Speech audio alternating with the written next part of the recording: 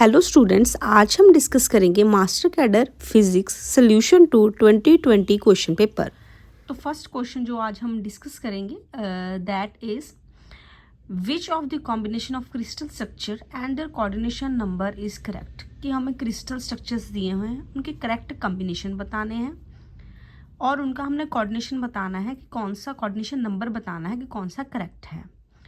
तो ये क्वेश्चन ही रॉन्ग है, क्योंकि आप नोट कर लीजिए जो बीसीसी होता है that means body centred cubic, तो उसका जो हमारा कोऑर्डिनेशन नंबर होता है दैट इज 8। एफसीसी उसका कोऑर्डिनेशन नंबर होता है 12। डायमंड उसका कोऑर्डिनेशन नंबर होता है 4। HCP means hexagonal closed packed structure में हमारे पास कोऑर्डिनेशन नंबर होता है 12। तो इस क्वेश्चन को हम लोग जो है रॉन्ग क्वेश्चंस में काउंट करेंगे। Next question is repeatable entity of a crystal structure is known as. जो रिपीट होती एंटिटी है जो क्रिस्टल स्ट्रक्चर, उसको हम क्या कहते हैं? इसका आंसर आएगा C part that is unit cell. अब हम जो क्वेश्चंस हैं करेक्ट हैं उनको करेक्ट क्यों हैं और रॉन्ग क्वेश्चंस के रॉन्ग रीजंस को भी डिस्कस करेंगे। तो सेकंड सॉल्यूशन का आंसर जो है वो है सी पार्ट दैट इज, क्योंकि यूनिट सेल क्या है? Unit cell smallest repeating unit होता है that builds the whole structure, जो एक पूरे स्ट्रक्चर को बनाता है that is unit cell. Crystal क्या होता है? होल सॉलिड को हम क्रिस्टल कहते हैं, ना कि वो स्मॉलेस्ट एंटिटी होती है जो क्रिस्टल को बनाती है। क्रिस्टल इटसेल्फ क्या होता है? Whole solid. लैटिस क्या होते हैं? Arrangement of points. Miller indices क्या है? Plane notation. तो ये नोट कर लीजिए, आपको क्वेश्चन सॉल्व करने में बहुत हेल्प मिलेगी, क्योंकि पेपर में ऑलमोस्ट जो है कन्फ्यूजन दो करेक्ट जो है, हमें लगता है दो ऑप्शंस करेक्ट है उनमें कन्फ्यूजन होती है। तो हम रॉन्ग जो इन्होंने ऑप्शंस दिए हैं उनको भी साथ साथ में डिस्कस करेंगे। नेक्स्ट है third question, Bravais lattice consist of dash space lattices. कितने स्पेस लैटिस होते हैं? तो थर्ड आंसर जो है उसका करेक्ट आंसर आना है डी पार्ट दैट इज 14, क्योंकि in 3D space there are exactly 14 Bravais lattices. Next question, fourth question, the ionization energy of hydrogen atom is. Hydrogen की आयनाइजेशन एनर्जी क्या होती है? इसका करेक्ट आंसर आना है B part that is 13.6 electron volt.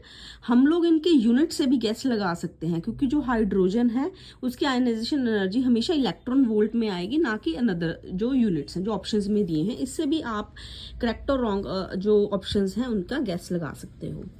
Next है fifth question, the characteristic impedance of a perfect conductor to the electromagnetic wave is. तो इसका करेक्ट आंसर आएगा ए पार्ट दैट इज 0, क्योंकि in a perfect conductor electric field inside उसके क्या होता है? 0, तो इम्पीडेंस भी क्या हो जाएगा? That is 0। Sixth question, in which of the following oscillators the amplitude varies with time. कौन से ऑसिलेटर में जो एम्पलीट्यूड है वो टाइम के साथ वेरी करता है, टाइम के साथ चेंज होता है? तो सिक्स क्वेश्चन का आंसर आना है डैम्प्ड ऑसिलेटर। डैम्प्ड ऑसिलेटर में क्यों? क्योंकि एम्पलीट्यूड इसमें डिक्रीज हो रहा है with respect to time. Undamped इसका करेक्ट ऑप्शन क्यों नहीं है? क्योंकि इसमें एम्पलीट्यूड कांस्टेंट रहता है। फोर्स के स्टेट में भी हम लोग क्या करेंगे? एम्पलीट्यूड को कांस्टेंट।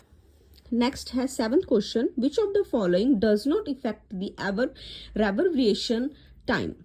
रेवर्बरेशन टाइम को कौन सी चीज इफेक्ट नहीं करती? तो इसका करेक्ट ऑप्शन आएगा B part that is frequency of sound, because reverberation time जो है वो किस पे डिपेंड करता है? वॉल्यूम पे एंड अब्जॉर्प्शन पे, not on frequency.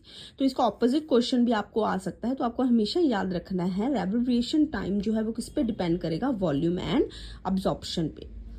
Next eight question, the amplitude of which of the following variable tends to 0 both at very low and very high frequency। that means इसका आंसर करेक्ट आना है C part that is velocity. क्यों?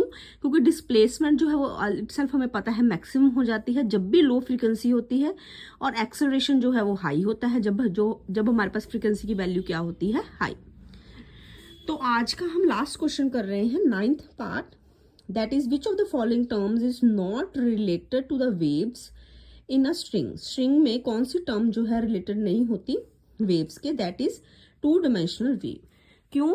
क्योंकि two dimensional wave में है two waves होती हैं, waves जो है स्ट्रिंग में प्रोपागेट करती हैं इन वन डायमेंशनल ओनली। तो टू डायमेंशनल जो है इसका करेक्ट आंसर आएगा। तो आज हमने 9 क्वेश्चंस जो है डिस्कस करेंगे, rest of questions we will discuss in the next video.